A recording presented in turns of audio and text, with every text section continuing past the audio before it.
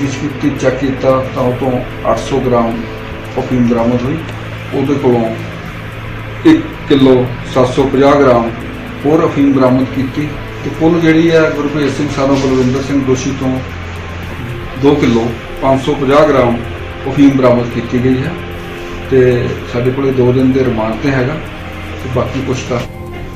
ਜ਼ਿਲ੍ਹਾ ਸ਼੍ਰੀ ਫਤਿਹਗੜ੍ਹ ਸਾਹਿਬ ਦੇ ਅਧੀਨ ਪੈਂਦੇ ਥਾਣਾ ਖੇੜੀ ਨੌਥ ਦੀ ਪੁਲਿਸ ਨੇ ਇੱਕ ਵਿਅਕਤੀ ਨੂੰ 2.5 ਕਿਲੋ ਅਫੀਮ ਸਮੇਤ ਕਾਬੂ ਕਰਨ ਦਾ ਦਾਅਵਾ ਕੀਤਾ ਹੈ। ਮਾਮਲੇ ਦੀ ਵਧੇਰੇ ਜਾਣਕਾਰੀ ਦਿੰਦੇ ਹੋਏ ਪੁਲਿਸ ਅਧਿਕਾਰੀ ਨੇ ਕਿਹਾ ਕਿ ਨਸ਼ੇ ਤਸਕਰਾਂ ਨੂੰ ਨੱਥ ਪਾਉਣ ਲਈ ਨਾਕਾਬੰਦੀ ਕਰਕੇ ਚੈਕਿੰਗ ਕੀਤੀ ਜਾ ਰਹੀ ਸੀ ਕਿ ਪੁਲਿਸ ਨੇ ਸ਼ੱਕ ਪੈਣ ਤੇ ਇੱਕ ਵਿਅਕਤੀ ਨੂੰ ਰੋਕਿਆ, ਜਿਸ ਤੋਂ ਪੁਲਿਸ ਨੂੰ 800 ਗ੍ਰਾਮ ਅਫੀਮ ਬਰਾਮਦ ਹੋਈ, ਜਿਸ ਤੋਂ ਬਾਅਦ ਫੜੇ ਗਏ ਆਰੋਪੀ ਤੇ ਪੁਲਿਸ ਨੇ NDPS ਐਕਟ ਦੇ ਅਧੀਨ ਮਾਮਲਾ ਦਰਜ ਕਰ ਲਿਆ ਅਤੇ ਅਗਲੀ ਜਾਂਚ ਸ਼ੁਰੂ ਕਰ ਦਿੱਤੀ। ਮਾਣਯੋਗ ਅਦਾਲਤ ਵਿੱਚ ਪੇਸ਼ ਕਰਕੇ ਜਦੋਂ ਆਰੋਪੀ ਦਾ 2 ਦਿਨ ਦਾ ਪੁਲਿਸ ਰਿਮਾਂਡ ਹਾਸਿਲ ਕਰਕੇ ਉਸ ਤੋਂ ਪੁੱਛਗਿੱਛ ਕੀਤੀ ਗਈ ਤਾਂ ਪੁਲਿਸ ਨੇ ਫੜੇ ਗਏ ਆਰੋਪੀ ਦੀ ਨਿਸ਼ਾਨਦੇਹੀ ਤੇ ਉਕਤ ਆਰੋਪੀ ਤੋਂ 1 ਕਿਲੋ 750 ਗ੍ਰਾਮ ਅਫੀਮ ਹੋਰ ਬਰਾਮਦ ਕੀਤੀ, ਜਿਸ ਨੂੰ ਮਿਲਾ ਕੇ ਉਕਤ ਆਰੋਪੀ ਤੋਂ 2 ਕਿਲੋ 550 ਗ੍ਰਾਮ ਅਫੀਮ ਬਰਾਮਦ ਕੀਤੀ ਗਈ ਹੈ। ਸਾਹਿਬ ਫਤਿਹਗੜ੍ਹ ਸਾਹਿਬ ਸ਼੍ਰੀਮਤੀ ਮੀਤ ਕੌਂਡਲ ਜੀ ਦੇ ਨਿਸ਼ਾਨਦੇਸ਼ਾਂ ਤਹਿਤ ਤੇ ਭੈੜੇ ਪੁਰਸ਼ਾਂ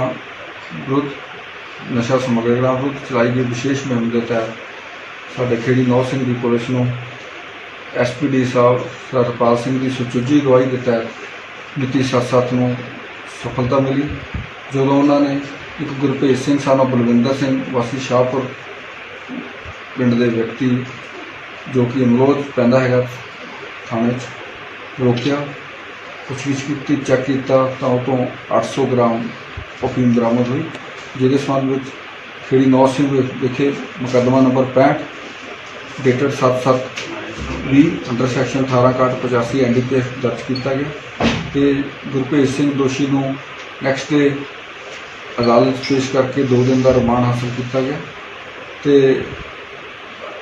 ਉਸੇ ਦਿਨ ਪੁੱਛਗਿੱਛ ਕੀਤੀ ਗਈ ਤਾਂ ਉਹਨੇ SHO ਖੇੜੀ ਨੌਕ ਸਿੰਘ ਕੋਲ ਇਨਕਸ਼ਾਫ ਕੀਤਾ ਕਿ ਉਹਨੇ ਆਪਣੇ ਪਿੰਡ ਸ਼ਾਹਪੁਰ ਘਰ ਦੇ ਲਾਗੇ ਦੁਕਾਸ਼ ਪਾ ਕੇ ਅਫੀਮ ਰੱਖੀ ਹੋਈ ਹੈ ਤੇ ਜਿਹੜੀ ਕਿ ਪੁਲਿਸ ਪਾਰਟੀ ਨੇ ਮੇਰੀ ਅਗਵਾਈ ਦੇ ਵਿੱਚ SHO ਸਾਹਿਬ ਦੇ ਨਾਲ ਮੌਕੇ ਤੇ ਪਹੁੰਚ ਕੇ ਉਹਦੀ ਨਿਸ਼ਾਨਦੇਹੀ ਤੇ ਅਸੀਂ ਉਹਦੇ ਕੋਲੋਂ 1 ਕਿਲੋ 750 ਗ੍ਰਾਮ ਹੋਰ ਅਫੀਮ ਬਰਾਮਦ ਕੀਤੀ ਕੱਲ੍ਹ ਤੇ ਕੁੱਲ ਜਿਹੜੀ ਹੈ ਗੁਰਭੇਜ ਸਿੰਘ ਸਾਨੋ ਬਲਵਿੰਦਰ ਸਿੰਘ ਦੋਸ਼ੀ ਤੋਂ 2 ਕਿਲੋ 550 ਗ੍ਰਾਮ ਅਫੀਮ ਬਰਾਮਦ ਕੀਤੀ ਗਈ ਹੈ ਤੇ ਸਾਡੇ ਕੋਲੇ 2 ਦਿਨ ਦੇ ਰਿਮਾਂਡ ਤੇ ਹੈਗਾ ਤੇ ਬਾਕੀ ਪੁੱਛਤਾਛ ਚੱਲ ਰਹੀ ਹੈ। ਸਰ, ਇਹ ਲਿਆਂਦਾ ਕਿੱਥੋਂ ਸੀ ਇਹ ਸਾਰਾ? ਇਹਦਾ ਮਤਲਬ ਸਪਲਾਈ ਚੇਨ ਕੀ ਹੈ, ਕਿਹੜੀ ਸਟੇਟ ਤੋਂ ਲਿਆਂਦਾ ਹੈ? ਉਹਦੇ ਬਾਰੇ ਸਾਡੀ ਤਫਤੀਸ਼ ਚੱਲ ਰਹੀ ਹੈ। ਜਿਹੜੇ ਵੀ ਬੰਦੇ ਸ਼ਾਮਲ ਹੋਣਗੇ ਉਹਨਾਂ ਤੇ ਵੀ ਬਣਦੀ ਕਾਰਵਾਈ ਕੀਤੀ ਜਾਵੇਗੀ। ਤੇ ਪਹਿਲਾਂ ਇਸ ਬੰਦੇ ਤੇ ਪਹਿਲਾਂ ਵੀ ਕੋਈ ਪਰਚੇ ਦਰਜ ਹੈ ਜੇ NDPS ਐਕਟ ਦੇ ਜਾਂ ਹੋਰ ਕੋਈ ਕ੍ਰਿਮੀਨਲ ਕੇਸ? ਨਹੀਂ, ਪਹਿਲਾਂ ਇਹਦੇ ਤੇ ਫਿਲਹਾਲ ਸਾਡੇ ਰਿਕਾਰਡ ਮੁਤਾਬਕ ਕੋਈ FIR ਨਹੀਂ ਹੈਗੀ। ਬਾਕੀ ਅਸੀਂ ਵੈਰੀਫਾਈ ਕਰਾਂਗੇ ਵੀ ਹੋਰ ਕਿਸੇ ਪੁਲਿਸ ਸਟੇਸ਼ਨ ਵਿੱਚ ਕੋਈ ਹੈ ਕੋਈ ਨਹੀਂ। ਮੈਂ ਆਪਣੇ ਇਹ ਮੋਢਿਆਂ ਤੇ ਗੋਡਿਆਂ ਤੋਂ ਬਹੁਤ ਦੁਖੀ ਸੀ। ਮੇਰੇ ਲਈ ਤਾਂ ਤੁਰਨਾ ਫਿਰਨਾ ਵੀ ਇੰਨਾ ਔਖਾ ਹੋਇਆ ਸੀ ਮੈਂ ਦੱਸ ਵੀ ਨਹੀਂ ਸਕਦਾ। ਪਰ ਜਦ ਤੋਂ ਮੈਨੂੰ ਫੀ ਰਿਲੀਫ ਮਿਲਿਆ 2.5-3 ਮਹੀਨੇ ਇਸਤੇਮਾਲ ਕਰਨ ਤੋਂ ਬਾਅਦ ਗੋਡੇ ਵੀ ਓਕੇ, ਮੋਢੇ ਵੀ ਓਕੇ। ਜੀ ਤੁਸੀਂ ਵੀ ਕਿਸੇ ਇਸ ਤਰ੍ਹਾਂ ਦੀ ਬਿਮਾਰੀ ਤੋਂ ਪਰੇਸ਼ਾਨ ਹੋ ਤੇ ਬੇਝਿਜਕ ਹੋ ਕੇ ਇਸ ਨੂੰ ਇਸਤੇਮਾਲ ਕਰੋ। ਸਿਰਫ 2.5-3 ਮਹੀਨੇ ਇਹ 125 ਬਿਮਾਰੀਆਂ ਤੱਕ ਦਾ ਇਲਾਜ ਕਰ ਸਕਦਾ ਹੈ। ਫੀ ਰਿਲੀਫ ਹਮੇਸ਼ਾ ਯਾਦ ਰੱਖੋ। ਬਸ ਕੁਝ ਦਿਨਾਂ ਤੋਂ ਮੈਨੂੰ ਬਾਲਾਂ ਦੀ ਬੜੀ ਸਮੱਸਿਆ ਸੀ। ਮੇਰੇ ਬਾਲ ਝੜਨੇ ਸ਼ੁਰੂ ਹੋ ਗਏ ਸੀ। ਮੈਨੂੰ ਮੇਰੇ ਦੋਸਤ ਨੇ ਆਇਲ ਫੀ ਰਿਲੀਫ ਵਾਲੇ ਦੱਸਿਆ। ਮੈਂ ਇਹ ਤੇਲ 3 ਕੁ ਮਹੀਨੇ ਲਾਣਾ ਆਪਣੇ ਸਿਰ ਤੇ ਅਪਲਾਈ ਕੀਤਾ।